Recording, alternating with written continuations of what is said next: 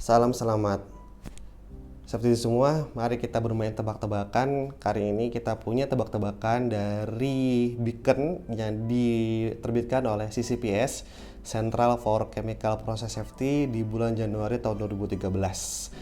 Simak terus video ini, jangan lupa untuk like videonya, kemudian juga untuk komen, kemudian juga untuk di subscribe channelnya.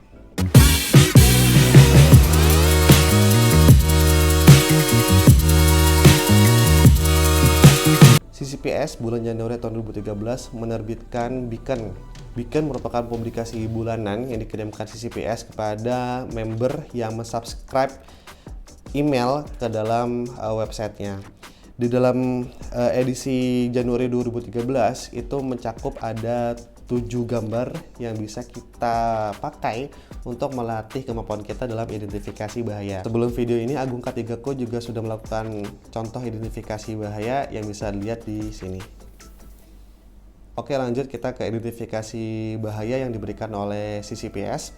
Ada 7 gambar, silakan citizen bisa lihat di gambar yang nomor 1.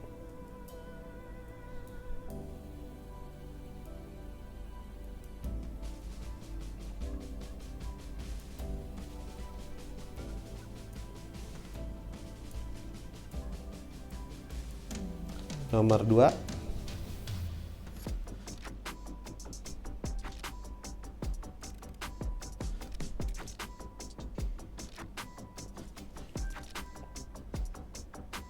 Nomor 3.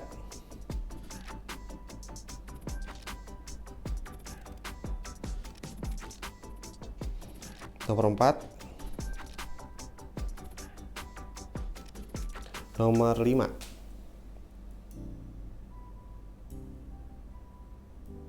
Nomor 6.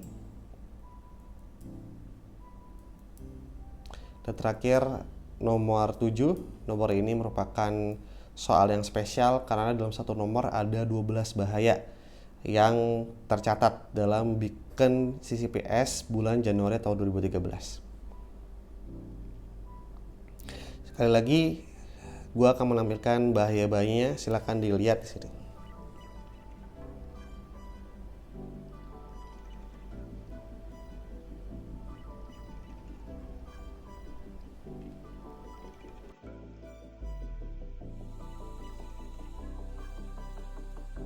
Gimana citizen, apakah sudah memahami kira-kira ada bahaya apa dalam setiap gambar tersebut?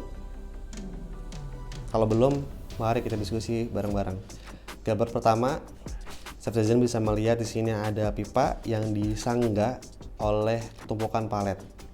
Tentunya ini berbahaya ya. Tumpukan palet ini karena diletakkan di jalan, itu kalau ada orang di situ, kalau ada kendaraan di situ, ketika nabrak palet tersebut ya tentunya kendaraannya bisa rusak atau orangnya juga bisa luka, kemudian juga pipanya bisa jatuh. Kalau isi dari pipanya adalah zat kimia yang berbahaya, tentunya orang itu bisa mendapatkan risiko. Atau kalau misalnya zat kimia tersebut berbahaya untuk lingkungan, ya justru akan mengakibatkan pencemaran lingkungan juga. Kalau kita lihat juga di sini paletnya itu palet kayu ya. Jadi seperti yang kita sudah tahu ya, kalau palet kayu itu kan kalau ditaruh di luar itu banyak sekali faktor yang bisa mengakibatkan palet kayu tersebut rusak. Seperti misalnya ada rayap, kemudian ada panas, hujan, jamur, lumut, dan segala macamnya.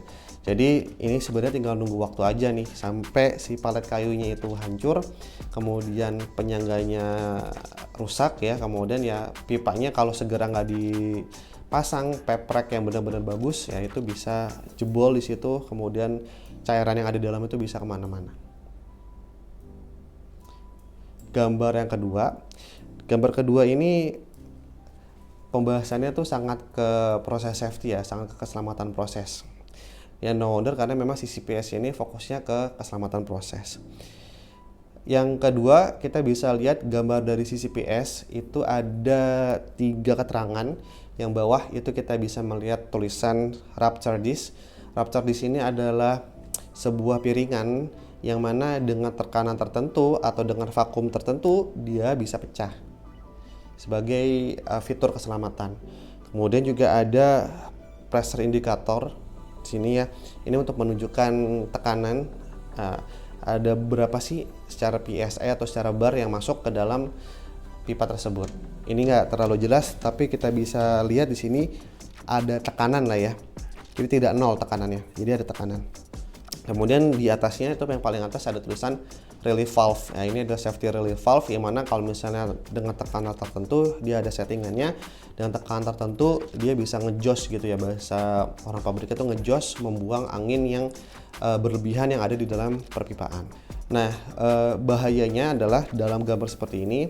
Yang pertama, rupture disc ini sesuai dengan namanya ya, dia kalau ada tekanan berlebih atau vakum berlebih dia bisa rusak ya. Dengan gambar seperti ini ya, ini berbahaya pada integritas dari sistemnya. Jadi ketika si rupture di sini meledak gitu, rusak, dia bisa merusak safety valve yang ada di atas. Dan juga sebenarnya secara sistem ini ada pertanyaan juga, karena biasanya kalau rupture di situ dia itu ada tekanan kan ya, ada tekanan upstream dan ada tekanan downstream. Jadi upstream itu adalah tekanan sebelum melewati si piringan rupture disc, dan downstream itu adalah tekanan setelah melewati piringan dari rupture disc. Nah, harusnya downstreamnya itu nggak ada tekanan gitu. Jadi memang si rupture disc ini harusnya di paling ujung detakannya. Nah, ini salah dalam peletakannya, sehingga mengakibatkan tekanannya itu ya, sehingga mengakibatkan si rupture disc-nya ini bisa jadi tidak akan berfungsi, karena sebenarnya rupture disc ini dia mengidentifikasi perbedaan tekanan ya antara upstream dan downstream. Sekarang kalau misalnya tekanannya sama, kan sumbernya sama nih, kalau misalnya tekanannya sama ya kan nggak ada perbedaan antara upstream sama downstream, sehingga tidak akan berfungsi si rupture disc-nya. Itu keterangan yang ada di Beacon CCPS Januari 2013. Nah, yang gambar 3 ini kita bisa melihat ada safety valve. Sebenarnya di safety valve ini di bawah itu tertulis below sealed safety valves ensure plug is removed from bonnet. Jadi itu artinya adalah safety valve itu dalam kondisi tersegel gitu ya. Jadi pastikan plugnya itu terlepas dari katup safety valve itu. Jadi ini yang di tanda panahnya itu kita bisa lihat itu plugnya itu masih tertempel gitu. Jadi kalau ketika plugnya itu tertempel, si safety valve-nya itu tidak akan berfungsi. Jadi harusnya sebelum dipasang plugnya itu dilepas. Sebenarnya plug ini melindungi ketika proses shipping. Nah, sekarang kita lihat untuk safety valve-nya itu dalam kondisi berkarat ya, artinya sudah dipakai. Artinya selama ini nggak ada yang ngerti konsep dari si plug dalam safety valve bonnetnya ini gitu. Jadi selama ini ada tekanan berlebih yang nggak berfungsi gitu ya. Yang keempat itu kita bisa lihat yang belakang itu ada pipa ya, kita lihat pipanya itu ya kayak tekuk gitu ya. Terus juga ya itu sambungan antara apa sih, kayak pipa besi berkarat gitu ya di belakang ya. Kemudian juga bentuknya nggak bagus. Maksudnya nggak benar-benar horizontal gitu ya. Nah, ini takutnya mengakibatkan tekanan di salah satu sisi dari pipa tersebut. Kemudian di depan itu ada flexible hose. Nah, kita lihat di flank yang di kanan ya, kalau arah baca kita tuh di sebelah kanan, itu flanknya itu kayak kebuka ya. Nah, ini mengakibatkan adanya cairan atau misalnya gas yang di dalam dari perpipaan ini itu bisa keluar gitu ya, sehingga bisa mengakibatkan bahaya bagi orang atau bahaya bagi lingkungan. Yang kelima ini kita bisa lihat ada pompa-pompa ya. Biasanya nih yang kayak gini nih pompa-pompa sealer. Nah, cuman di sini kita nggak tahu apa, nggak ada keterangan. Yang jelas CCPS ini menyebutkan bahwasannya ini bahayanya adalah tidak ada nomornya, tidak ada keterangannya ini pompa untuk apa, sehingga ya mungkin ketika ada perbaikan di salah satu unit ya kita bisa jadi salah melotok pompa gitu, atau ketika ada kerusakan di salah satu unit kita salah memperbaiki pompa yang harusnya diperbaiki gitu, atau salah mematikan dan sebagainya. Nah, yang nomor 6 ini sebenarnya gua baca berkali-kali juga masih bingung, karena ini tidak ada flow-nya ya, ini atas ke bawah atau bawah ke atas gitu. Hanya saja di sini disebutkan di CCPS Januari 2013 disebutkan bahwasannya the valves and other pipe fittings on the inlet of the relief valve result in greater inlet pressure drop which could cause relief valve shattering.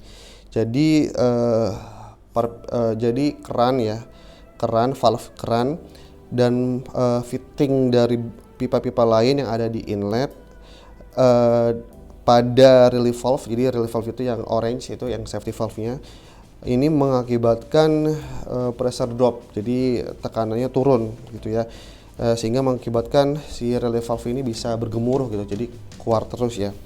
Kemudian block valve on the RF inlet, jadi block valve yang ada di relief valve ini itu tampak tidak punya apapun untuk menjamin bahwasannya dia selalu terbuka ya. Jadi safety valve ini harusnya sih nggak ada keran ya di bawahnya ya gitu. Kenapa? Karena kalau ada keran di bawahnya ya takutnya nanti dia nggak bisa berfungsi dong. Ya kalaupun ada keran itu harus dirantai sehingga memastikan si safety valve itu dalam kondisi terbuka ya. Mungkin ketika perbaikan butuh safety valve itu dalam kondisi tertutup ya, sehingga ada keran di situ ya, itu oke aja gitu ya. Cuman untuk memastikan tidak ada intervensi terhadap orang yang tidak berkepentingan, maka itu tetap harus dirantai ya, atau digembok atau dibuat mekanisme lain sedemikian rupa sehingga tidak bisa ditutup seenaknya gitu ya. Nah, yang nomor 7 ini kondisinya mungkin tidak bisa ditemukan di Indonesia karena kondisinya dalam bersalju ya. Di sini ada 12 bahaya. Ini dimulai dari unloading zat kimia 36% hidroklorida. Jadi HCl hidroklorida ini adalah zat yang asam gitu ya, asam kuat, korosif, dan pastinya berbahaya untuk orang karena sifatnya korosif tersebut dan juga bisa mengakibatkan kerusakan pada lingkungan. Dari 12 bahaya ini kita lihat nomor 1 ya. Jadi nomor 1 itu kita punya tangki yang besar gitu, tangki storage-nya. Nah, di situ tidak ada tulisan sama sekali itu tangki apaan. Nah, hal ini bisa mengakibatkan supir itu kebingungan ya. Ini tangkinya sebenarnya tangki apa sih itu, jadi takut untuk mengunloadnya gitu ya.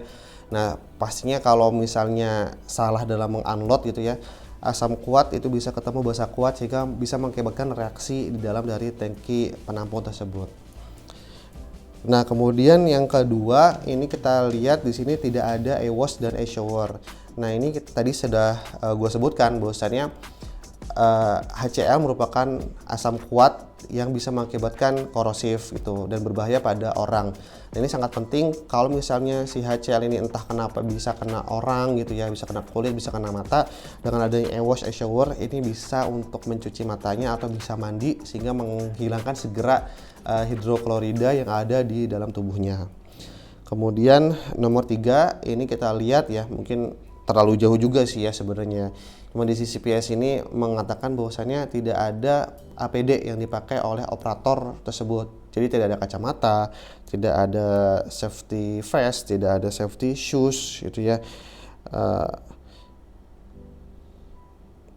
Ya, jadi tidak ada kacamata, tidak ada safety vest, tidak ada safety shoes. Nah, yang nomor 4 ini kita lihat, nomor 4 itu arahnya ke roda ya. Jadi di roda itu tidak ada choking. Choking itu adalah ganjelan gitu untuk memastikan si truk ini tidak kemana-mana ketika proses unload. Ya, ini penting juga ya, penting karena ya mungkin karena adanya getaran ketika proses transfer sehingga mengakibatkan truk ini tidak stabil gitu, atau bisa jadi supirnya ini ketika belum selesai unloading dia main gas aja sehingga bisa ketarik hose-nya gitu, sehingga bisa mengakibatkan HCl itu bisa tumpah kemana-mana. Jadi harus dipasang choking di situ, harus pasang kunci ganjelan roda. Kemudian tidak ada visible spill containment, jadi retensi ya, kolam retensi yang kelihatan itu tidak ada. Kolam retensi ini berfungsi untuk menampung zat kimia yang keluar ya, atau yang meluap karena dalam proses transfer atau misalnya meluap dari tangki storage, sehingga ketika meluap pun itu masih tetap aman ya, tidak kemana-mana. Kemudian yang nomor 6 itu kita lihat di situ itu ada selang transfer, situ ada juga bahaya-bahaya lain yang bisa mengakibatkan trip. Jadi mengakibatkan operator tersandung. Nomor 7 ya, nomor 7 ini dia apa ya? Ketika parkir itu tidak ada stoppernya gitu. Sehingga ketika parkir, ketika mundur itu supir bisa aja nggak tahu sampai mana nih saya harus memarkir kendaraan saya gitu. Jadi tidak ada stopper. Nah, ini sangat berbahaya. Nomor 8 ini sebenarnya kan namanya tangki storage ini pasti suatu saat ada pemeriksaan, tapi di sini tidak ada tangga kelihatan di sini, sehingga mengakibatkan orang ini ya mungkin dia kebingungan gitu ya ketika naik untuk memeriksa instalasi yang ada di atas. Jadi harusnya dipasang tangga.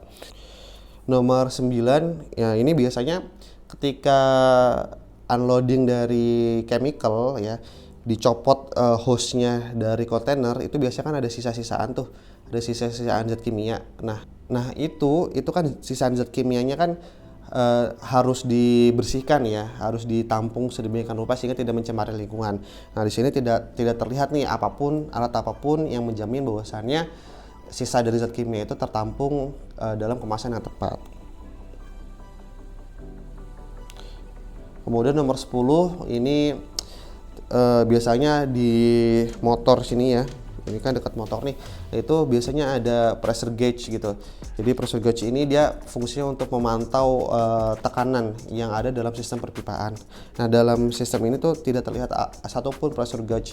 Jadi kita tidak tahu apakah pressure-nya ini tepat, apakah kelebihan atau kekurangan gitu. Padahal ini sangat penting ya. Pertama bagi produktivitas, karena kalau misalnya kurang ya ini nggak selesai nih transfernya.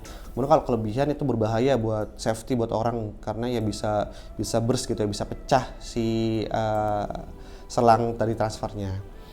Kemudian nomor 11 ini sebenarnya itu ada valve-nya ya, ada kerannya gitu ya. Cuman kerannya itu terlalu tinggi. Jadi untuk nutup aliran downstream-nya ini ya orang harus manjat dulu nih. Balik lagi tadi manjatnya nggak disediakan tangga. Jadi ya mau nggak mau harus, yang nggak tahu apakah harus lompat atau pakai tangga lipat.